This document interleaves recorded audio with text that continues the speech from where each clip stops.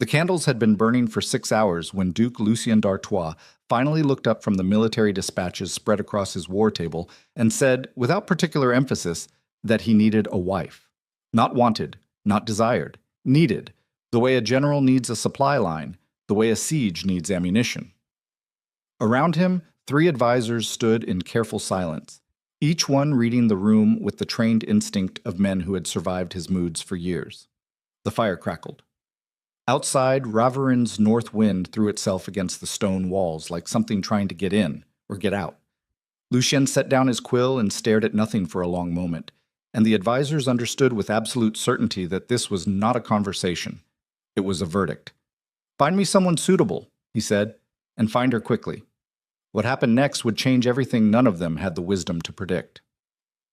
The morning they brought her name to his desk, it was buried third on a list of 7. Lucien had not asked for a list.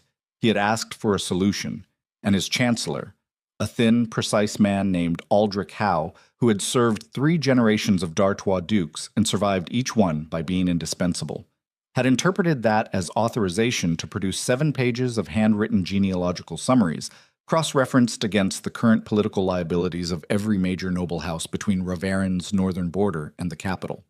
Lucien read approximately half of the first page before he set it down. "Give me the short version." Aldrich clasped his hands in front of him, the way he always did when he was about to deliver information he believed would be unwelcome.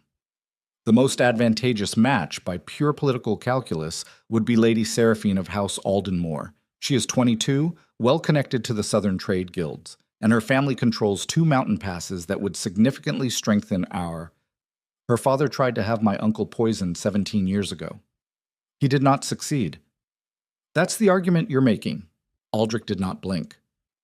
I am simply noting that the attempt was unsuccessful and that 17 years is a considerable interval. Lucien leaned back in his chair and looked at the ceiling for a moment.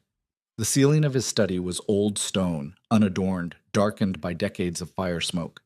He had spent considerable time staring at it over the years. It had never given him anything useful, but he kept trying. Who's third on the list? Lady Evelyn Valcrest of House Valcrest. A brief pause. The family is in difficult financial circumstances.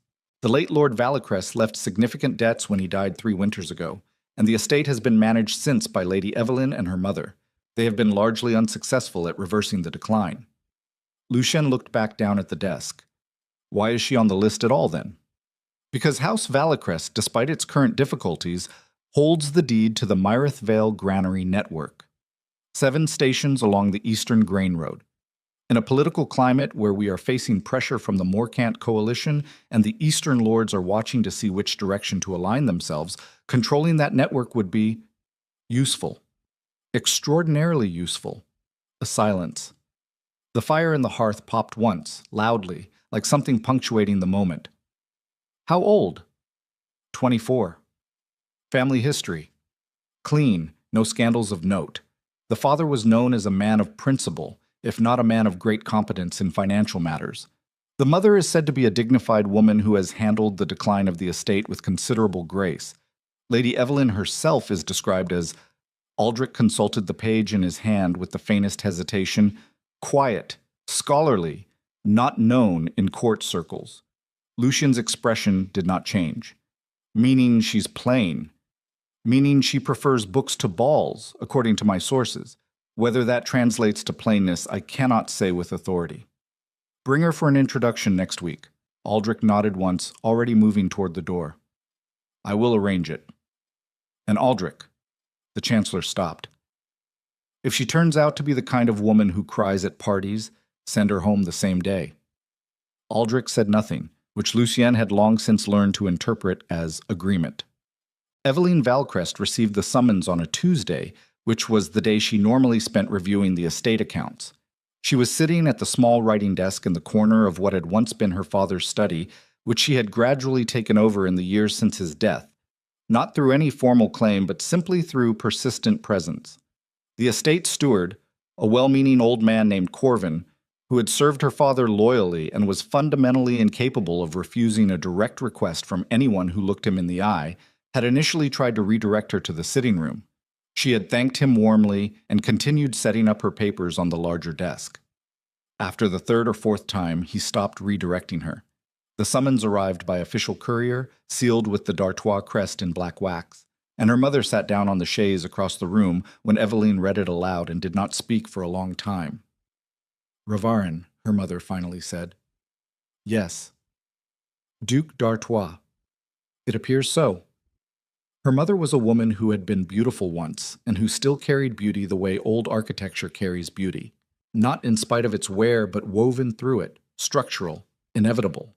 She had large eyes that missed very little, and had missed nothing at all since her husband's death, which had revealed the family's true financial situation to her with the comprehensive cruelty of a floodgate breaking. "You understand what this means?" her mother said. Not a question. "It means he wants the grain network," Eveline said. She had already folded the summons neatly and set it on the corner of the desk, parallel to the edge. And someone advised him that acquiring it through marriage costs less than acquiring it through litigation or force. Her mother looked at her for a moment. "Are you all right?" Eveline picked up her pen and looked back at the accounts. The numbers had not improved during this interruption. They had not improved in 3 years of daily attention. They seemed to be impervious to concern. "I'm fine, Mother." "Eveline." I said I'm fine. She wrote a number down, crossed it out, wrote it again. "We have 11,000 in debt that has to be settled before Winter or Corvin's wage agreement collapses. We have 22 servants who have been taking reduced pay for 14 months.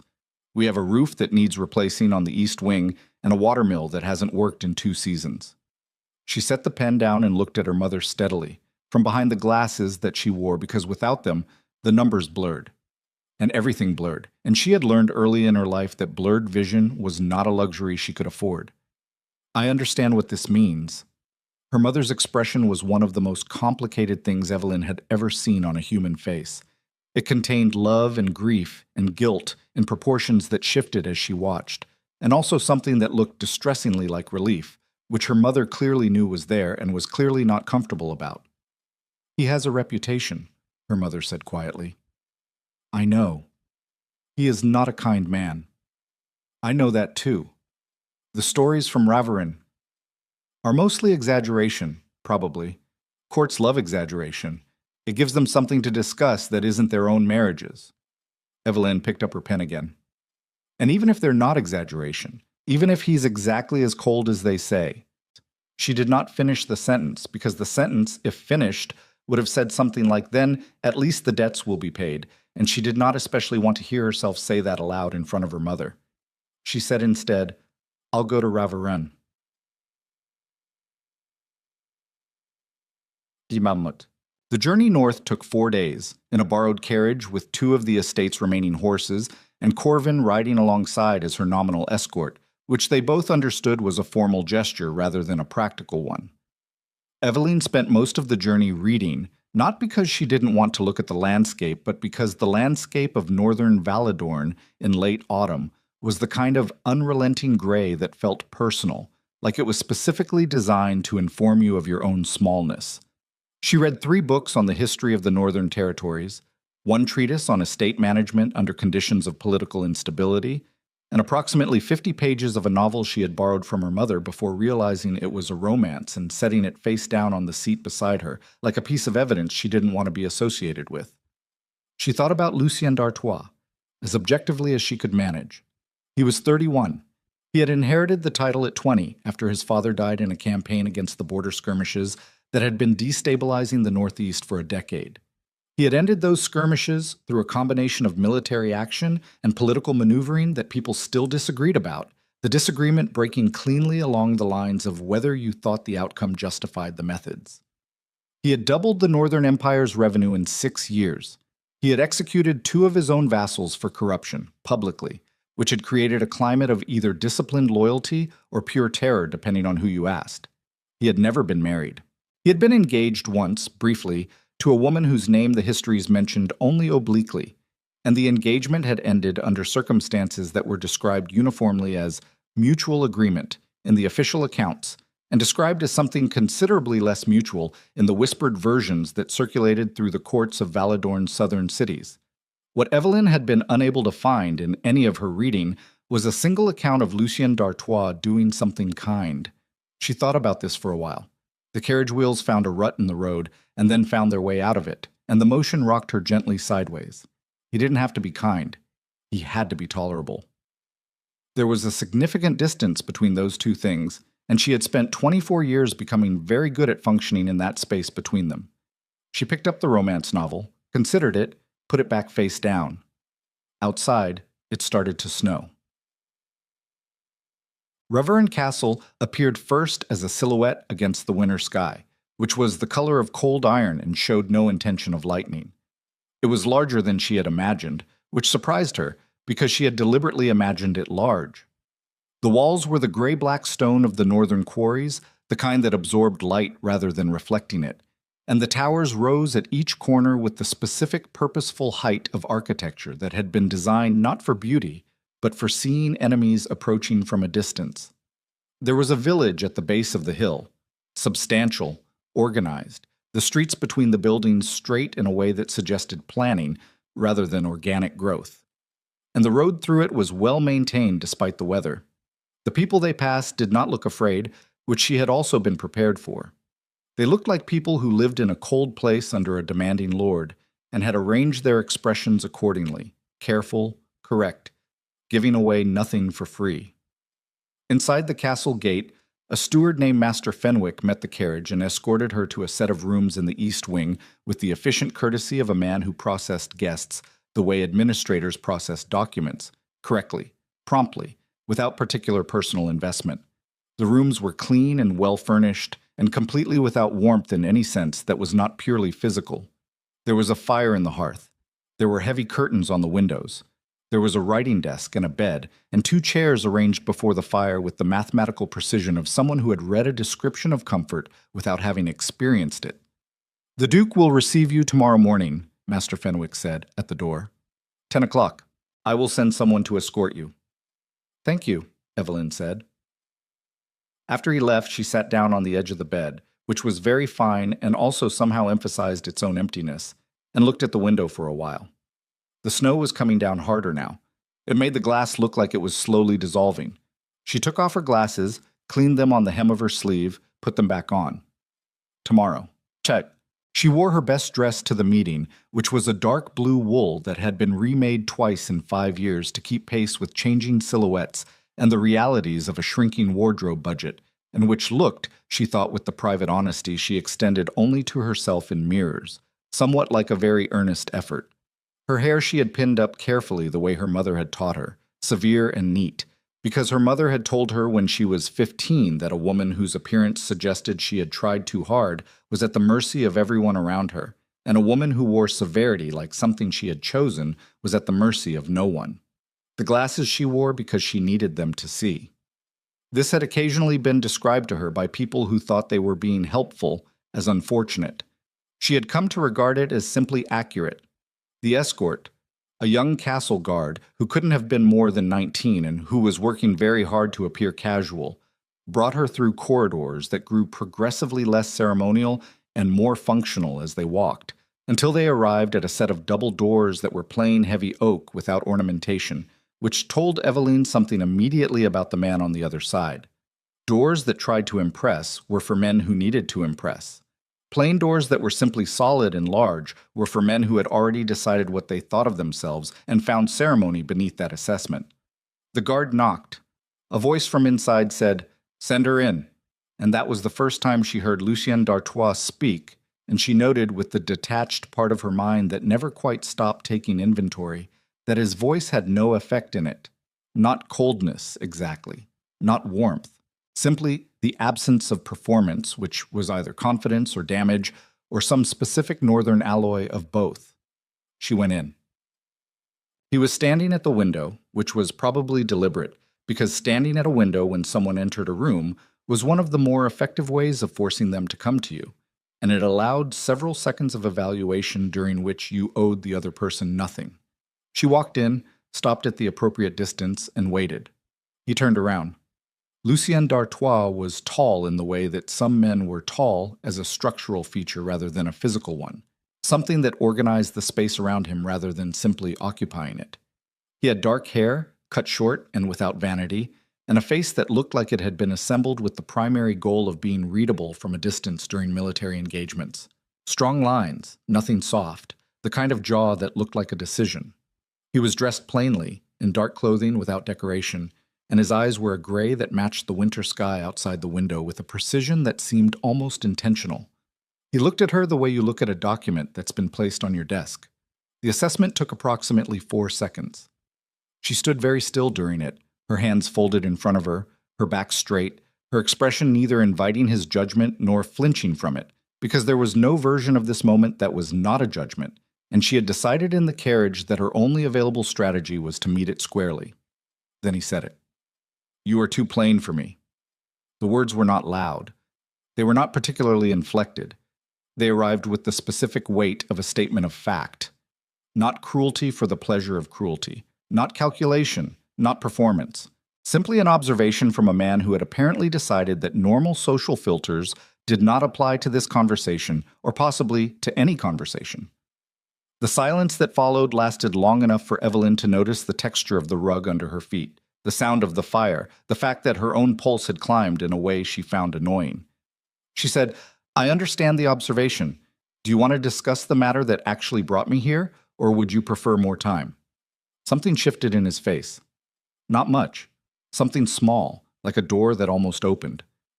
"Sit down," he said. She sat. He remained standing, which was another choice, and one she noted without giving it the reaction it was probably designed to provoke. He moved toward the desk, but didn't sit behind it. Stood beside it instead, arms crossed, looking at her with that same assessing directness that had nothing in it that she could call personal interest. "You know why you're here," he said. "Mirethvale." A pause. "Yes." "You need the grain network. My family needs financial relief. Your chancellor has determined that marriage achieves both outcomes more efficiently than any alternative." She looked at him without any particular expression. "I'm assuming he also presented you with a dossier suggesting that I am unlikely to cause political problems, that my family has no alliances that would complicate your existing relationships, and that my personal reputation is clean enough to satisfy the minimum requirements of public perception." The thing in his face shifted again, slightly. "You've thought about this." "I've had 4 days in a carriage with very little else to think about." He studied her for a moment with what might have been, in another man, something resembling attention. In him it was difficult to categorize. "What do you want from this arrangement?" "The debt's cleared, a position of functional authority over the household management at Ravarin. Reasonable communication about expectations." She paused.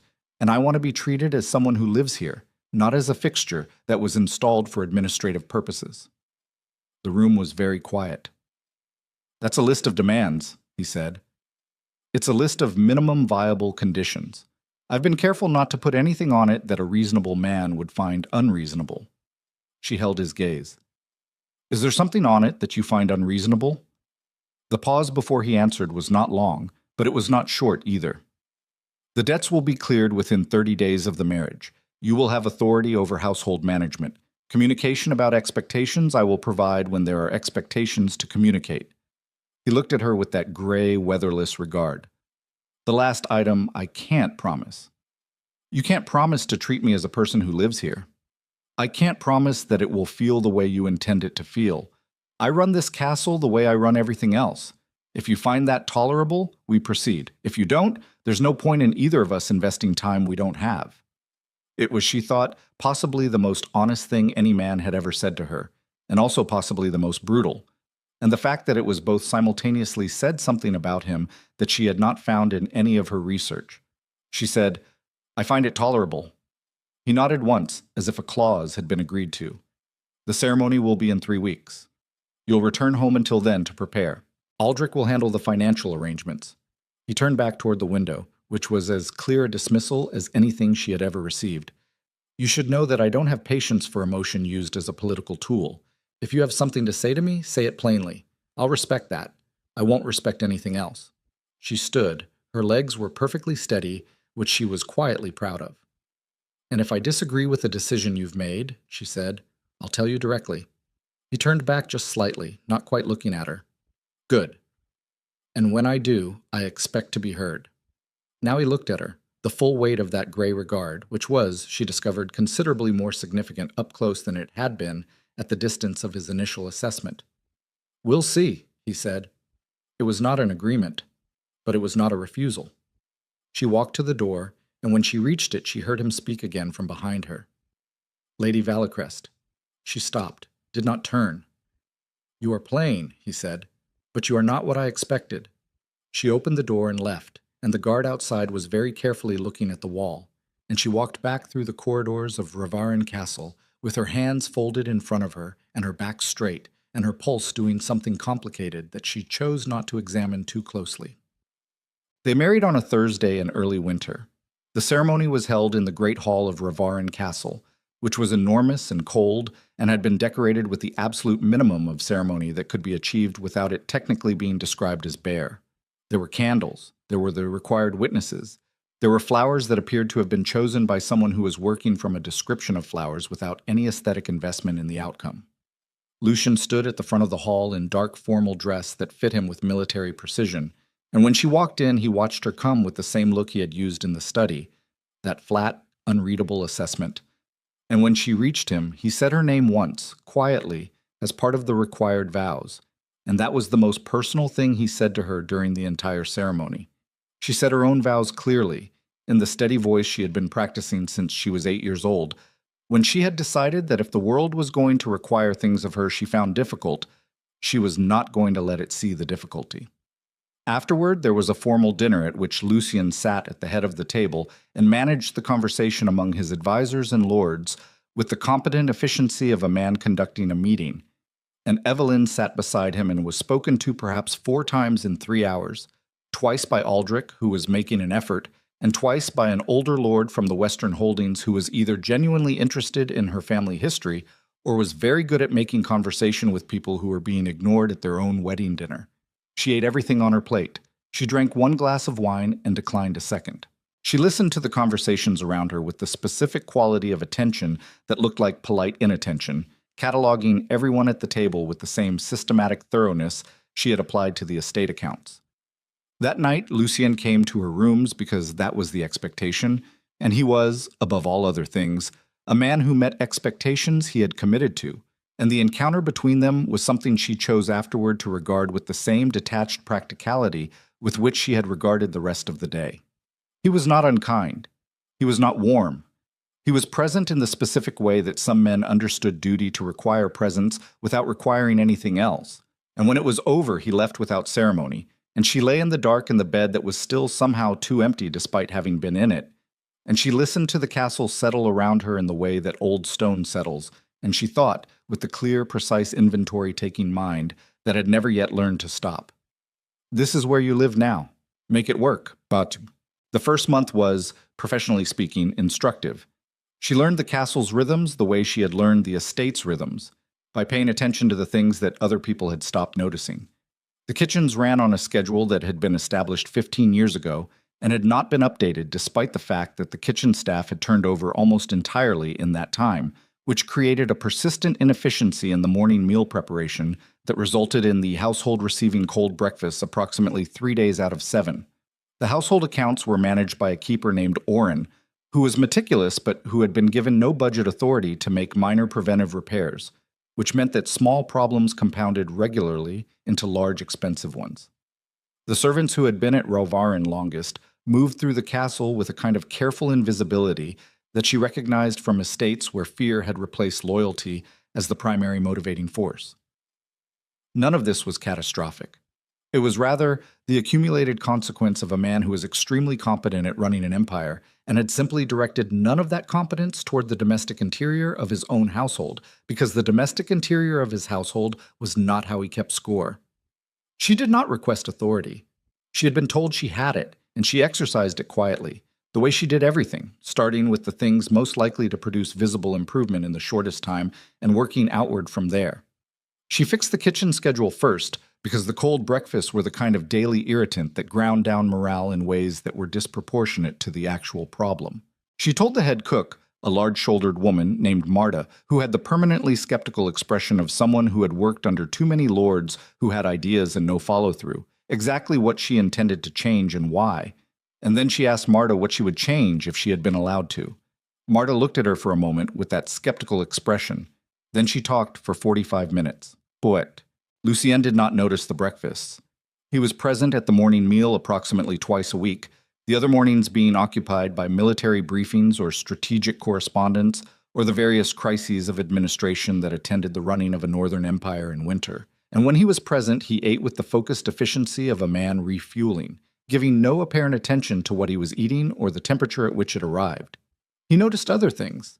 He noticed in the second week that the East Wing hallway was being used as a storage corridor for furniture that had apparently been sitting there for years and was now being systematically evaluated by his wife, piece by piece, with the help of two of the younger servants, and that the furniture was being either restored and redistributed or moved to storage more appropriate to its condition. He did not comment on this. He noticed in the third week that two of the household servants who had previously moved through the castle with that particular careful invisibility were now moving through it differently, not boldly, not dramatically, but with a slight recalibration of posture that suggested they had been spoken to by someone who treated them as people worth speaking to. He also did not comment on this. What he did, twice in that first month, was arrive at a doorway and find Evelyn already there. Once in the corridor outside the accounts room where she was discussing something with Oren over a ledger spread between them, and once in the library where she was reading one of his own books at a table near the fire and looked up when he entered with the same calm steadiness she had deployed in his study 3 weeks before.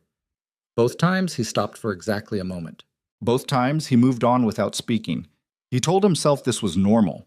Adjusting to the presence of another person in a space that had previously contained only him was a practical matter of recalibration, nothing more. He had made a political decision, and it had proceeded as planned. The estate was running slightly more smoothly. The breakfast was warmer. He had no particular feelings about either of these facts. He had absolutely no particular feelings about the woman reading his books in his library. Imant. The letter arrived in the 5th week. It came from the south, from a house whose seal Evelyn recognized before she even broke the wax. House Morkant, the blue-gray crest of the northern wing of the Morkant family, which controlled the coastal trade routes and had been, according to everything she had read about current political alignments in Valadorn, in a quiet contest with d'Artois influence for the last 4 years. The letter was addressed to Lucien. It had been delivered to the castle by a Morkant courier who had been, according to Master Fenwick's report, impeccably polite and had requested a response by end of the month. She did not open it. She set it on Lucien's desk in his study, precisely centered, which was the only kind of statement she could make in this particular situation. That evening, Lucien was late to dinner and arrived at the table with the specific quality of stillness that she had begun to recognize as his version of preoccupation. A tightening of some internal system that was usually invisible but occasionally surfaced in the set of his jaw and the absence of his usual clipped conversational efficiency. They ate in silence for several minutes. This was not unusual. Their dinners were frequently largely silent, not as an expression of hostility, but because neither of them was interested in conversation for its own sake, which was one of the few things they had immediately in common. Then Lucien said, without preamble, "You saw the letter." Fenwick told me who it was from. I didn't open it. I know you didn't. He picked up his wine, looked at it, set it down. Morkant is proposing an alliance, a trade agreement, publicly.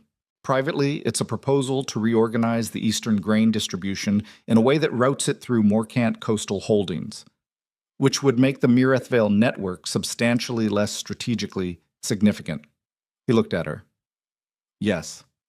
Which is presumably why they've waited until after the marriage to make the proposal. Another pause. Slightly longer. They assume that the marriage removes the immediacy of my need to control the network independently. Does it? He studied her for a moment with an expression she couldn't quite read. No. She looked down at her plate and then back up. Are you going to tell me how you plan to respond to it? Why would I? Because the management of Mirethvale is now technically part of my household responsibility, and because any proposal that affects its strategic value affects the political position of our marriage, and because you told me you'd treat me as someone who lives here. She met his gaze without emphasis or pressure. I'm not asking you to take my counsel if you don't want it. I'm asking if you intend to inform me of decisions that affect my position in this household. The room was quiet. The fire made its sounds. "The network stays independent," he said. "I'll decline the trade agreement through Aldrich. It will be framed as a scheduling matter to give Morkant time to accept the refusal without losing face, which is the only thing that prevents a refusal from becoming a provocation." She considered this. "That's well handled." He said nothing, but something in the angle of his attention shifted fractionally. "The part I'd be careful about," she said, keeping her voice even, "is the timing of the framing. If Aldrich's letter arrives while the Morkant delegation is traveling to the capital for the spring assembly, it will read as calculated dismissal regardless of the phrasing. Morkant will know you timed it to deny them any opportunity for immediate response." Lucienne looked at her. "Send the response before their delegation departs," she said. "Let them receive it on their home ground, with time to consider. It gives you the advantage of appearing deliberate rather than reactive, and it leaves them no clean grounds for public grievance." The silence lasted long enough that she began to wonder if she had misjudged the moment. Then Lucian said, "Aldrich is currently planning to send the letter in 10 days. "I know. I saw the draft on his desk when I was reviewing the household correspondence." "You reviewed the household correspondence." "It's my household." Something moved across his face. Not warmth exactly, not amusement exactly. Something that occupied the space between those two things and had no name in his vocabulary. He picked up his wine again, and this time drank it. "I'll tell Aldrich to send it within the week," he said. "What?" She found her rhythms in Rivarin as winter deepened and the world outside the castle walls became a study in white and gray and the specific silence of heavy snowfall. She learned the castle the way she learned everything, systematically, in pieces, each piece placed in relation to the others until the whole shape emerged. She learned which servants were genuinely loyal and which were loyal specifically to the previous master's methods, and were quietly resistant to any change that hadn't been directly ordered by the Duke himself. She learned which rooms held cold in ways that no amount of fire corrected, because their stone was too thick and their positioning too deep in the north face of the castle, and she moved certain household operations accordingly without making it a point of principle.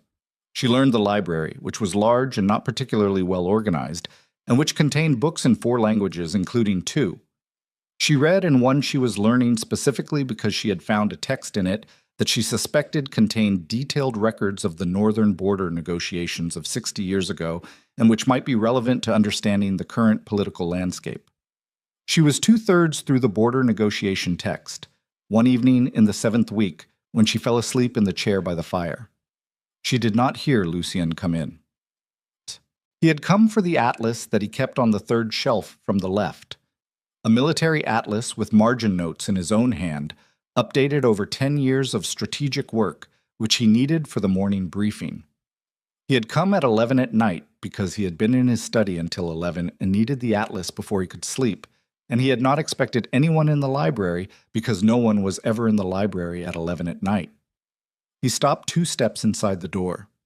She was in the chair that he used himself, the large one near the fire, and she was asleep with a book open in her lap, and her head tipped slightly sideways against the chair back, and the firelight was doing something to her face that afternoon light and formal posture and the critical distance of their usual interactions had never done.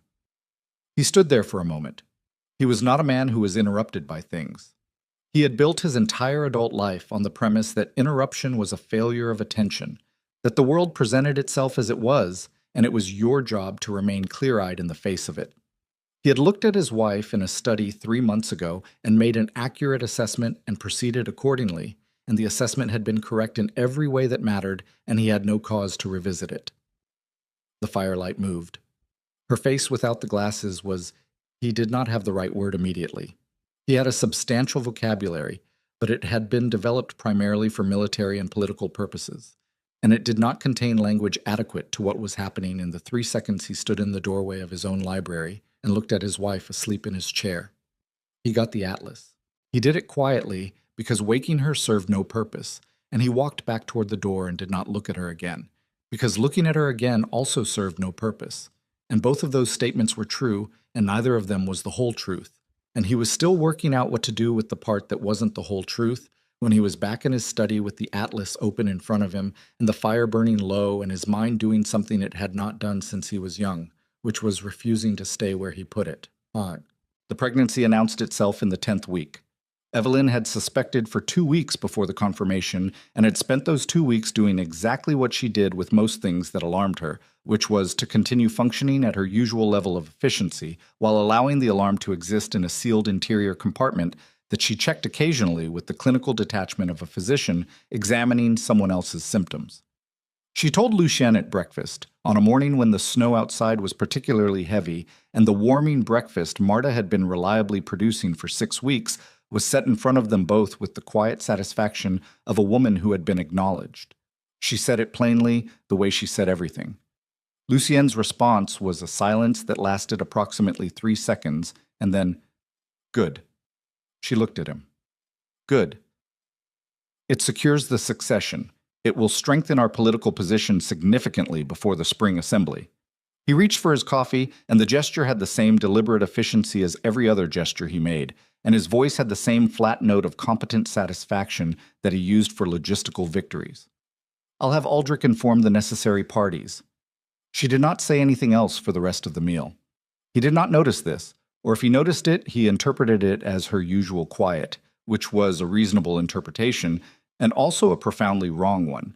And she sat across from him and ate her breakfast in a silence that was, for the first time since she had arrived in Ravarin, not a practical silence, but an interior one, the kind that forms over damage instead of simply over thought. She had known this was a political arrangement. She had known this going in. She had made the calculation herself, in the study of her father's house, with the same clear-eyed practicality with which she made every calculation. She had not known, and this was the specific failure of her planning, the place where her systematic approach had not covered the territory, that something in her had quietly, without consulting the rest of her, begun to allow a different expectation. Not love. She was not that impractical, but something.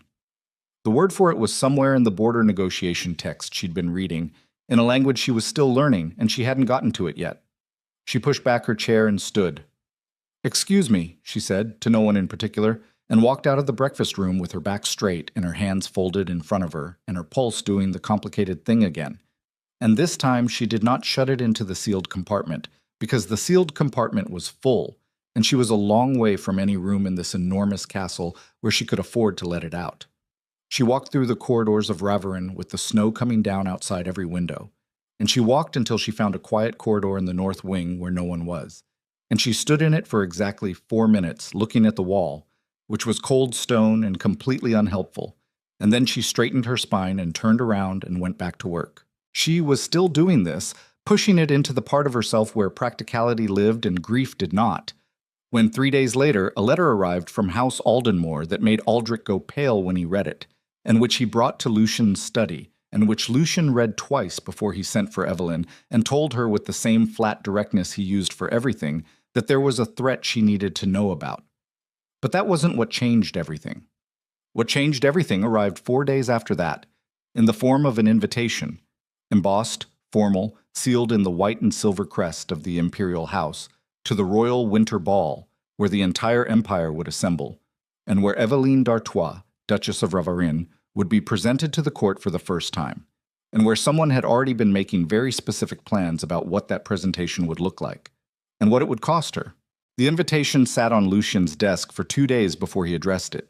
Evelyn knew this because she passed his study twice daily on her way to the household accounts room, and both times the door was open, the precise width that indicated he was working inside but had not yet required privacy, and both times she could see the white and silver envelope on the corner of the desk, untouched, in the specific position of something that had been set aside not from negligence but from deliberate deferral. On the morning of the 3rd day, she found it on her own desk. No note, no instruction, just the envelope, repositioned with the kind of precision that was either a statement or simply the way Lucien handled everything, and which she had not yet learned to distinguish. She opened it. The Royal Winter Ball. 4 weeks. The full imperial court assembled at the capital, Valadorn's great families and their satellites and their enemies, arranged in one ballroom for the season's most consequential performance. The invitation was addressed to the Duke and Duchess of Ravarin, which was the first time she had seen that title applied to her in official correspondence, and she sat with it in her hands for a moment and felt the weight of it settle into the space between her ribs where useful fear lived.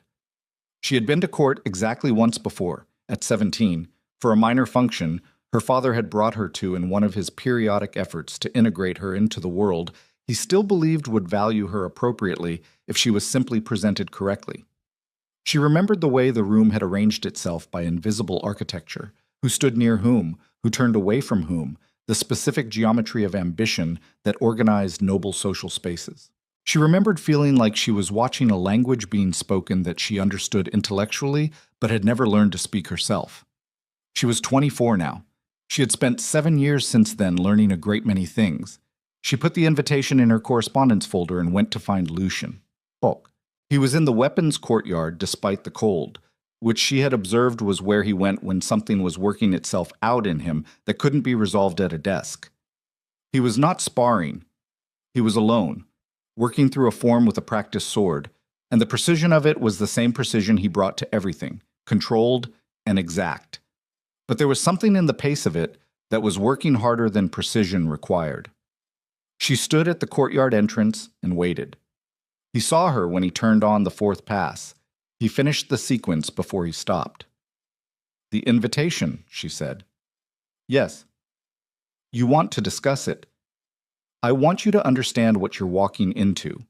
He lowered the practice sword and looked at her with that direct regard that still, 10 weeks into their marriage, landed with more force than she expected. The Winter Ball is not a social event. It's a political assessment. Every house with a grievance against Ravarian will have representatives there. Every lord who is undecided about where to align in the spring assembly will be watching every interaction I have to determine whether the D'Artois position is stronger or weaker than it was last season. And my presence complicates that. Your presence is new information they don't have a position on yet. New information is exploitable. He walked toward her, stopping at the appropriate distance, and the cold was coming off him with the exertion of the workout. Morcant will be there. His full delegation. He has been publicly dismissive of this marriage since Aldrich sent the refusal, and he will look for any leverage he can create.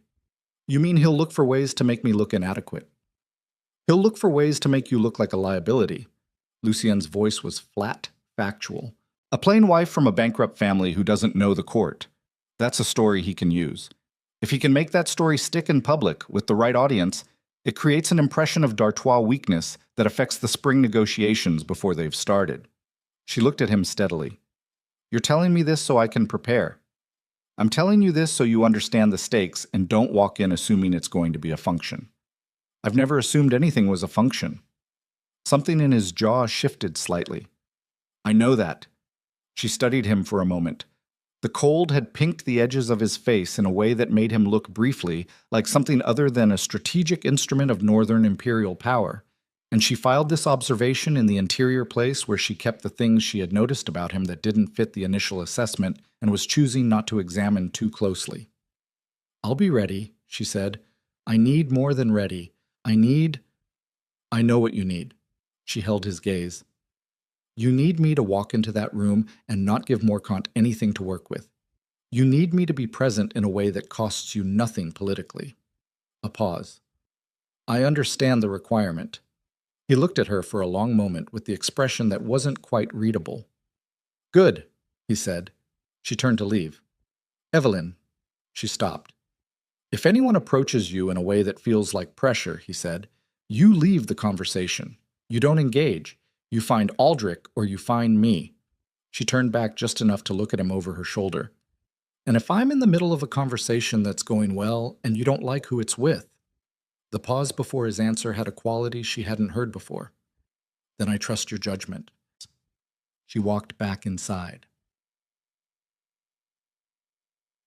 The preparation for the ball consumed the next 3 weeks in ways that overlapped her regular household management with the specific logistical weight of public presentation, and she moved through both simultaneously with the concentrated efficiency of someone who had decided that the only response to a high-stakes situation was to be more prepared than everyone else in the room. She wrote letters. She wrote to the 2 court ladies of her acquaintance, distant acquaintance, the kind maintained by occasional correspondence rather than real familiarity, and asked careful questions about the current social topography of the capital court. Who had risen in the last season? Who had fallen? What alliances were visible and which were operating below surface? The letters she received back were full of the kind of careful indirection that court correspondents always favored, but she read the indirection as clearly as she read the direct statements, and by the end of the second week she had a working map of the room she would be walking into. She also, on the 14th day, when the accounts were balanced and the household was running with the smooth efficiency she had spent 10 weeks building into it, sat down at the small writing desk in her rooms and spent 3 hours thinking about her appearance. This was not something she did often. She had spent most of her life operating on the premise that her appearance was a fixed variable, present, functional, not particularly useful as a strategic asset. She wore what she owned. She kept it clean and well maintained. She had never put significant resources toward the project of being looked at, because the project had always seemed to cost more than it returned. The ball was a different calculation. She wrote a list. She crossed things out. She rewrote them. By the end, she had a clear picture of what she needed and what it would cost and where to source it, and she took the list to Aldrich the following morning and handed it to him. Aldrich read it with the expression of a man who had been expecting something like this for some time and was relieved to finally be dealing with it. "I'll see to it," he said. "I need the gown finished before we travel. I need 3 days at minimum for final adjustments. I'll instruct accordingly. And Aldrich," she met his eyes, "don't tell the Duke the specifics." Aldrich looked at her over the list. "He may ask. If he asks, tell him the preparations are in hand." She kept her voice even. "I want him to see the result, not the process." Aldrich held her gaze for a moment with the expression of a man recalibrating an assessment. "As you wish, my lady," he said. They traveled to the capital in the Duke's formal convoy. 6 carriages, mounted guard, the full ceremony of d'Artois, rank in motion through the winter roads. And Lucien rode outside for the first 2 days and joined her in the carriage on the third, when the weather turned truly vicious, and even his tolerance for cold apparently had limits he hadn't publicized. He sat across from her and read dispatches. She read her border history text, which she had finally translated sufficiently to confirm that it did in fact contain the negotiation record she had suspected, along with several passages that were directly relevant to current Morcant territorial claims if anyone had been paying attention in the past 60 years. On the second evening in the carriage, when the sky outside had gone fully dark and the convoy had stopped for the night at a way station inn, Lucien set down the dispatch he was reading and said, without apparent preamble, "The pregnancy." She looked up. "How are you?" The question arrived in his voice with the specific quality of something that had been sitting unaddressed for some time and had finally been allowed out. Not warm, exactly, but not the clinical satisfaction he had deployed at breakfast 6 weeks ago. Something that occupied different territory. "I'm well," she said. "The physician is satisfied. There's nothing to be concerned about. You've been working the same schedule. The work isn't strenuous. I'm not talking about strenuous." He held her gaze. "I'm talking about whether you're all right." She looked at him for a moment with the measuring look she usually kept more concealed. "You didn't ask that question 6 weeks ago," she said. A silence. He did not look away. "No. What's different now?" He looked at her, and something in the quality of it was different from the catalog of looks she had been compiling since the study meeting. Not assessment, not the flat regard of political calculation. Something that had no established name in his habitual expression and appeared to be new to his face as much as to her observation. "I was wrong," he said, "about how I responded." The carriage rocked slightly on the road. The fire in the small lantern swayed. She said, "I know." "That's all you're going to say." "What else would you like me to say?" He looked at his hands for a moment, which was something she had never seen him do. "I don't know," he said, with an honesty that surprised her into stillness. "I'm not familiar with the territory." She looked at him for a long time. Outside, the wind moved against the carriage walls with the sound of something patient and enormous. "I'm all right," she said finally. "I'm better than all right in most of the ways that matter. I've made something functional out of Raverin that I'm proud of, and I'm carrying a child, and I'm going to a ball where someone wants to diminish me publicly, and I have no intention of letting him." She held his gaze. "Those are the facts of my situation. The only thing I need from you is for you to be in the room when it matters." He looked at her. "I'll be in the room," he said. A note. The capital in winter was a different creature than the north, where Rovarin was stone and silence and the specific austere beauty of a place that had no patience for ornament. The capital was lit and layered and loud, and the streets near the imperial quarter were full of convoy after convoy, delivering noble families to their city residences in preparation for the ball, the cold air carrying the sounds of horses and servants, and the specific compressed anxiety of people performing importance. Their city residence was a townhouse maintained by the d'Artois estate, with the same functional precision as everything Lucien owned, and Evelyn had 24 hours in it before the ball, during which she completed her preparations with the concentrated focus of someone who had been planning this for 3 weeks and was not going to allow nervousness to interfere with execution. The gown was deep green, the color of winter pine before snow, and it had been made by a dressmaker Aldrich had sourced from a recommendation in one of Evelyn's court letters, and it fit her with the precision of something that had been built around her specific measurements rather than adapted from an existing form. It was not elaborate. It was exact. There was a difference, and the dressmaker had understood it. She stood in front of the mirror in her dressing room the evening of the ball and looked at herself with the same clear-eyed assessment she applied to everything, and what she saw was not the woman who had walked into Lucien's study in her best remade dress. The structure was the same. The glasses were the same. The face behind them was the same face it had always been, which she had never had any particular feeling about, positive or negative. She thought about taking the glasses off for the evening. She thought about it for exactly 90 seconds, and then she decided, and the decision had nothing to do with vanity or strategy and everything to do with the specific quality of resolve she had developed at age 8 in her father's house when she had decided that the world's requirements of her were not going to determine what she required of herself. She would wear the glasses. She was not hiding them. She was not performing anything. She would walk into that room as exactly who she was, and if that was insufficient for the court of Valadorn, then the court of Valadorn would have to find a way to live with its own insufficiency. She went to find Lucien. He was in the entrance hall, already dressed, talking to Aldrich in the low, rapid cadence that meant final briefing. He turned when she came down the stairs, and she watched the thing happen on his face that she had seen in the library and had been waiting, without admitting she was waiting, to see again. It was brief. He controlled it almost immediately. But it was there. He said nothing about the gown. He offered his arm. She took it. But the ballroom was exactly what the capital always made the ballroom. Enormous, overlit, organized by invisible forces into configurations that looked social and were entirely political. Chandeliers threw their light across 100 conversations happening in the formal language of people who were all watching everyone else while appearing to watch no one. They entered together, and the room did what rooms did when Lucien d'Artois entered. A ripple of recalibration, people turning fractionally, conversations lowering and then restoring themselves, the subtle collective assessment of a court determining what the evening's most powerful variable was going to do. And then a secondary ripple, quieter, as the assessment extended to the woman on his arm. She felt it the way you feel weather, not as individual drops, but as a change in pressure. The looking, the recalibration. Some of it curious, some calculating. Some, and she identified these with precise accuracy, hostile.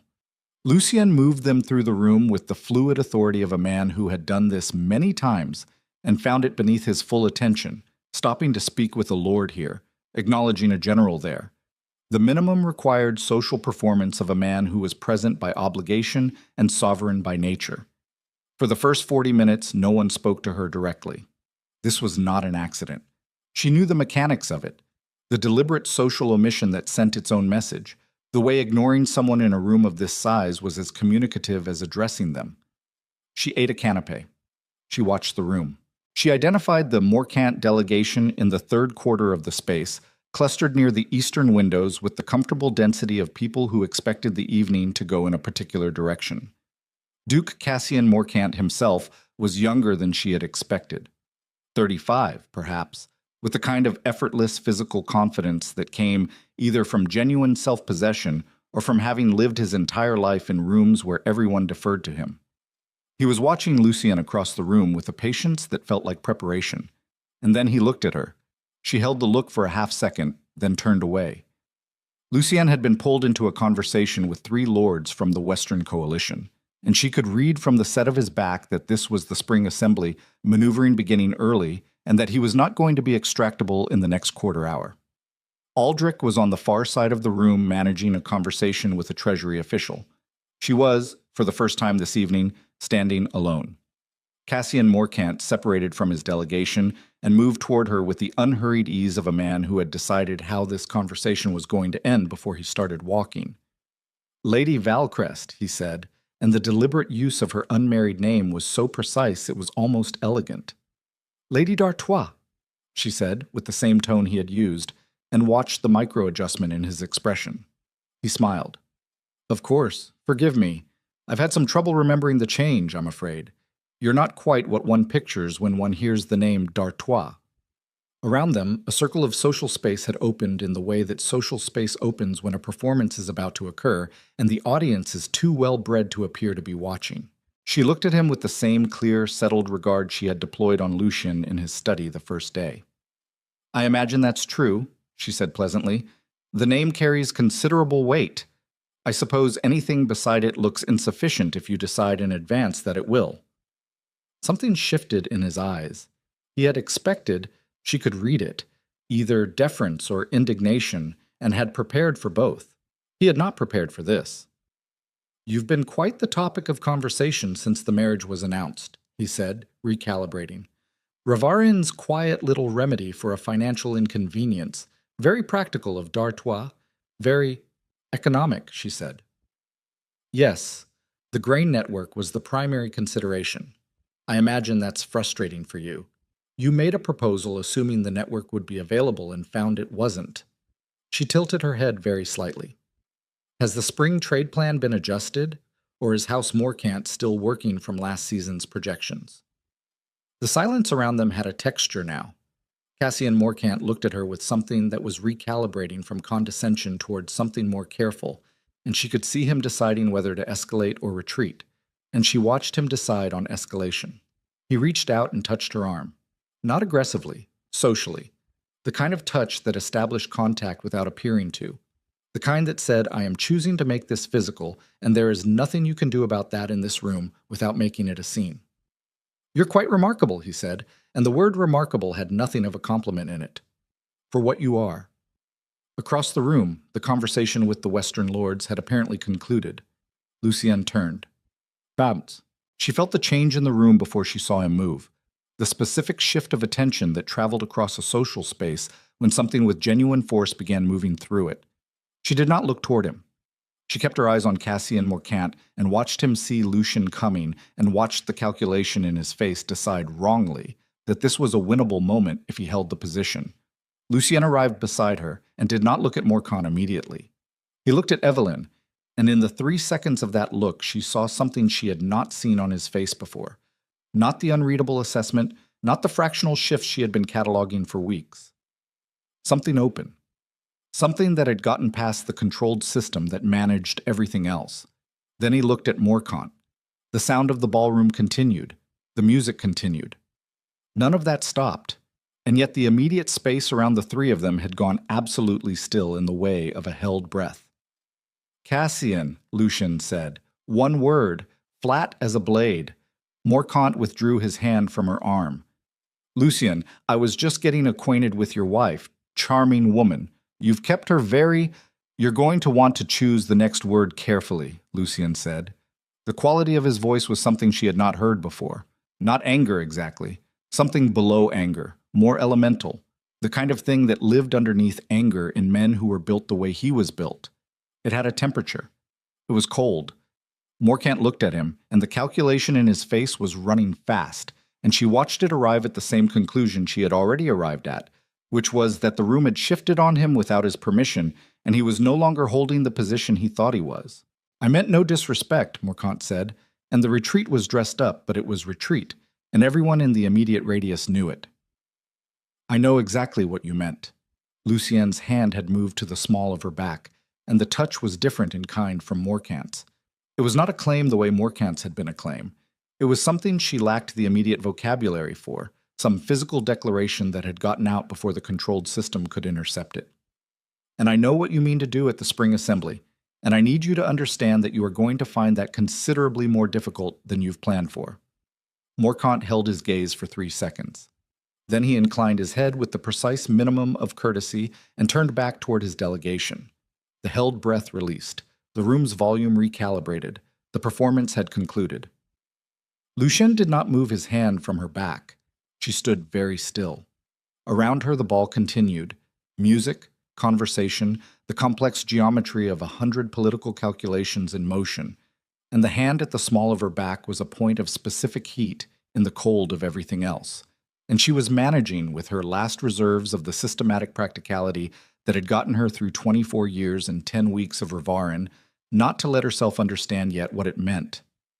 She said, very quietly, so only he could hear, "You didn't have to do that." His voice, just as quiet, just behind her ear. "I know." A pause. "Then why?" "Because," he said, and stopped, and the word sat there between them unfinished, and she understood suddenly with the specific clarity of something that had been building without her permission for weeks, in the library, in the carriage, in the question he had asked about whether she was all right, that the word was unfinished not because he didn't know the answer, but because he had just, in the middle of a ballroom before half the empire, arrived at it for the first time himself, and it terrified him. She turned to look at him. His face was the face she had been studying for 10 weeks. Controlled, precise, the architecture of a man who had built himself specifically against being moved. And underneath it, visible for the first time in the specific way that a crack in stone is visible, something that had not been there before. She looked at him. He looked at her. And she understood, with the full weight of everything her systematic mind was capable of, that this was the moment neither of them could take back. They did not speak about it that night. The ball continued for 3 more hours after the moment with Morcant, and they moved through those hours in the careful parallel of 2 people who had both understood that something had shifted and had arrived by separate routes at the same decision, which was to let the evening finish before they dealt with what the evening had produced. Lucienne spoke with lords. She spoke with their wives, more usefully than he knew, filing information with the systematic attention that never stopped running underneath whatever surface she was presenting. They stood together twice more in the course of the evening, close enough that the room could read it as a unified front. And each time she was aware of the specific quality of his attention, not the political attention he deployed on everyone else, something that had a different weight. In the carriage back to the townhouse, they sat in silence that was different from the silence of the journey to the capital. That silence had been 2 people working. This was 2 people not yet ready to work with what they were carrying. He said, at the door to her rooms, "Get some sleep." She said, "You too." He went to his rooms. She went to hers. She lay in the dark for a long time and did not sleep, and in the morning neither of them referenced the previous evening directly, and they began the process of returning to Ravarin with the careful efficiency of people who had decided, without discussing it, that the ground beneath them needed to be stable before anyone tested what it would hold. The first 3 weeks back were, on the surface, the most functional they had been. Something had reorganized between them without being named, and the reorganization expressed itself in small practical ways. He began stopping in the household accounts room in the evenings on his way back from the study, not to review the work, but apparently simply because the room was on the route. And occasionally he stayed long enough to drink the coffee that appeared there reliably at 9 o'clock. And occasionally he talked. Not warmly, not with the new openness she had glimpsed in the ballroom, but with the specific directness he used when he had decided to include someone in his actual thinking, rather than just his conclusions. And she understood that for him, this was as close to warmth as the architecture currently allowed. She received it as what it was. She also received, in the second week back, 2 letters from court acquaintances that contained information she had been waiting for since the ball. The specific names of lords who had watched the Morcant confrontation and had been, according to carefully worded social intelligence, recalibrating their spring assembly positions in directions that favored d'Artois' interests. She brought this to Lucien. He read the letters, looked at her, and said, "How long have you been running correspondence with court contacts?" "Since before the ball." "On your own authority?" "On my own initiative. There's a difference." She met his gaze. The household authority you gave me doesn't technically extend to political intelligence gathering. I operated on the premise that you'd rather have the information than a clean chain of authorization. He looked at her for a moment with that expression that occupied the space between readable and not.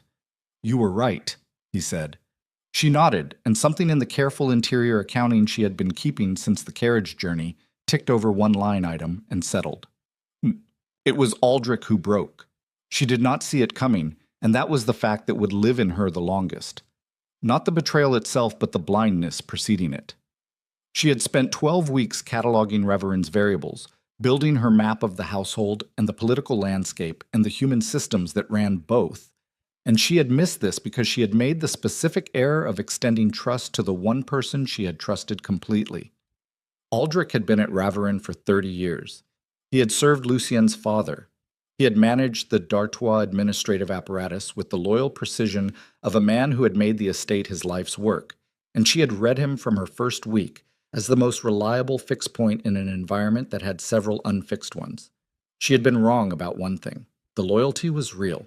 It had simply been redirected. She found out the way consequential things often surface, sideways, through something that was not itself the discovery. She had asked Oren, the accounts keeper, to pull the records of the Mirith Vale grain network transfers for the last 2 years. A routine review, the kind she did quarterly now, checking for the kind of slow administrative drift that accumulated when systems were not regularly audited. Oren brought the records, and then, with the hesitation of a man who had been deciding for some time whether to say something, said, "My lady, there is a discrepancy in the fourth quarter transfers that I flagged for the Chancellor 6 weeks ago. I have not received a response, and the figure has not been corrected." She looked at the records. The discrepancy was not large enough to be immediately visible without looking for it. It was the kind of number that disappeared into a complex ledger if you were reading for the total rather than the line items. But it pointed, with the specific precision of something left intentionally pointing, to a secondary account she did not recognize. She said, keeping her voice level, "Did you document the flag you sent to the Chancellor?" "Yes, my lady. I keep copies of all correspondence." "Bring me the copy."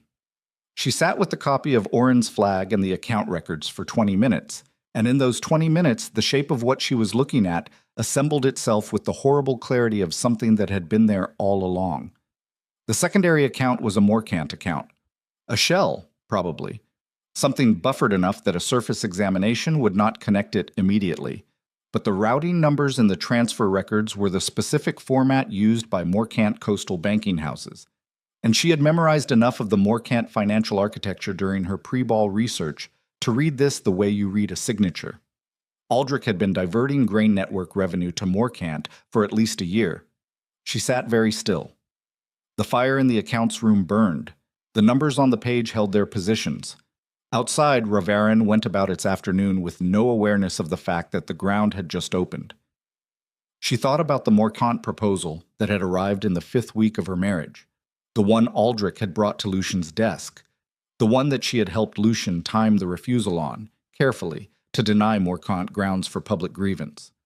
Aldrich had written the refusal. Aldrich had known the timing strategy because she had set it at the dinner table with Aldrich's draft already in mind, and Aldrich had been in the room. She thought about every piece of strategic information she had discussed in Lucien's study with both of them present. The spring assembly positions, the Western Coalition assessment, the correspondence from her court contacts. She had brought all of it to Lucien directly, and Aldrich had been in the room for most of those conversations because Aldrich was always in the room for strategic conversations. That was his role. That was how she had trusted him. She put the records down and stood up. She went to Lucien's study and closed the door behind her. He looked up from the dispatch he was reading and read her face, or read something in it, because what was on her face was not the usual settled composure, and he had been paying enough attention in recent weeks to know the difference. "Sit down," he said. "I'd rather stand." She put the account records on his desk and the copy of Oren's flag and stood back. "Read the 4th quarter transfers. Look at the secondary account in the 3rd column. Then look at the routing number." She watched him read. She watched the stillness that came over him. The specific quality of stillness that was not peace, but its opposite. The kind that happened when a man who processed at high speed arrived at a destination he had not expected. He sat with it for longer than she expected, Longer, maybe, than she would have. The dispatch he'd been reading sat to his left, forgotten, and the fire behind him made his shadow very straight and very long across the floor. "Aldrich," he said. Not a question. "Yes." "For how long?" "At minimum, a year based on these records. Possibly longer. This is what's visible in the grain network. I don't know yet what else there might be." The silence had a weight in it that she could feel physically, like pressure in a closed room. "You're sure," he said. "The routing numbers are Morecant coastal banking format. I'd recognize them wrong in a different direction, but not this direction." She paused. "I'm sorry." He looked up at that. The look was not what she expected. Not rage, not the controlled beneath control thing she had seen directed at Morecant in the ballroom. Something rawer. Something that had gotten further past the system before the system could manage it. "Don't apologize," he said. "This is not—" He stopped. His jaw worked once. "This is not your failure." "I know. I'm not apologizing for the failure.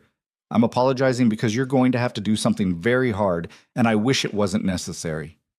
He stood up. He walked to the window, the same window he had stood at when she first walked into this room 4 months ago, when he had looked at her and said something cruel with the flatness of a man stating facts, and she had stood in the space after it and responded with the only weapon she had available, which was clarity. He stood with his back to her for a long time. She waited. "He advised my father," Lucien said finally, to the window. "He was in this castle before I was born." She said nothing. "He handled my father's estate when I was campaigning north, when I was 23 and the empire was trying to eat itself, and I needed someone here I could trust without having to verify." He turned around. His face was the controlled face, the architectural face, but something underneath it was moving in a way that changed the quality of the control, made it effortful rather than natural. "He was the only person in this castle I have never verified." "I know." "Because you don't verify the things you've already decided are fixed." She looked at him steadily. "No, you don't." He held her gaze, and in it she saw the specific thing that long-held assumptions leave behind when they're removed, not just the absence of the assumption, but the exposure of the place it had been covering, the load-bearing damage beneath. "How do you want to handle this?" he said, quietly. "Aldrich doesn't know I've found it yet. If we move carefully, we can get a full accounting of the damage before he has any reason to move money or destroy records. And then it's your decision." She held his gaze. "But I'd recommend making it in a way that gives you what you need from him before you remove him. He knows things about the Morecant operation that could be more valuable than the satisfaction of an immediate response." He looked at her for a long moment. "You've already thought through the sequence," he said. "I had 20 minutes with the records before I came to you. I think better when I'm moving." Something in his face, not a smile exactly, something adjacent to it that lived in the same neighborhood. "So do I," he said. "Then, come back tonight, after dinner. Bring everything Oren has." "I'll be here." She turned toward the door. "Evelyn?" She stopped. "Don't tell anyone else yet." His voice had settled back into its operational register, the flat efficiency of a man who had accepted the situation and was now moving through it. But underneath it, faint as a structural crack, something that had not been there 4 months ago. "Not even Fenwick, not yet." "I know how to keep this." "I know you do," he said. "That's why I'm telling you, instead of telling you not to worry about it." She left. They worked until 2 in the morning. The full accounting, when assembled, was worse than the grain network alone had suggested. Aldrich had been systematic and careful and had operated on the correct assumption that no one would look closely at the administrative overlap between the household accounts and the external estate transfers, because no one ever had. He had been right for a long time. He had stopped being right when Evelyn arrived and started looking at everything. The total diversion over an estimated 18 months ran to roughly a quarter of the grain network's annual revenue, redirected through 3 separate channels to Morecant-connected accounts. There was also evidence, less conclusive but structurally suggestive, that strategic information about Dartois negotiating positions had been shared, The timing of specific Morkant moves correlated too precisely with conversations that had only one consistent attendee beyond Lucian himself. Lucian sat with this for a long time without speaking. She watched him process it and thought about what it cost to discover that the map of your loyalties had been wrong in the place you were most certain of, and she did not offer comfort because comfort was not what the moment required. What the moment required was exactly what she had given him, which was the truth and the tools and the space to decide what to do with both. "Tomorrow," he said finally. "Yes. I'll have Fenwick bring him to the study in the morning. Private. No other staff present." He looked at the assembled records. "I want the full confrontation on record before we move to the external implications." "The external implications are going to move fast once Morkant realizes the channel is closed." "I know." He looked at her. "Which means we have a window, a short one." "How short?" "Days, not weeks. Once Aldrich knows we have this, Morkant will know within 48 hours regardless of what Aldrich promises me in that room."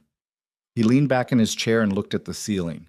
The old stone ceiling with the smoke-darkened surface that she had learned he looked at when he was working something difficult.